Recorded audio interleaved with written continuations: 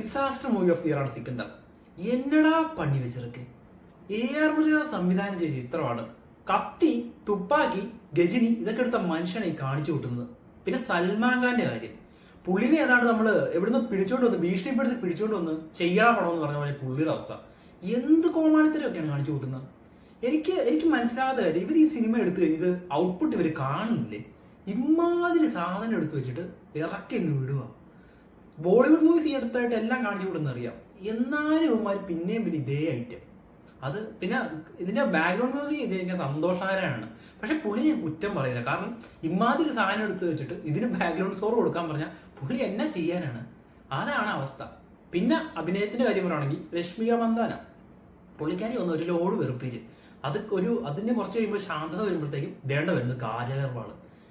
എന്താണ് ഈ കാണിച്ചു കൊടുക്കുന്നത്? എന്താണ് ഇത്? എനിക്ക് മനസ്സിലാകുന്നത്. ഈ പടം കണ്ട് പൂർത്തിയാക്കി എനിക്ക് എന്നോട് തന്നെ ഈ ബഹുമാനം തോന്നുക.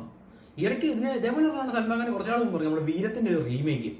എനിക്ക് തോന്നുന്നു ഇതിനെ വെച്ച് നോക്കുമ്പോൾ അത് കണ്ടോണ്ടിരിക്കുകയാണ്. എന്താണ് ഈ കാണിച്ചു കൂട്ടുന്നത്? ഒരു മര്യാദയൊക്കെ വേണ്ടേ?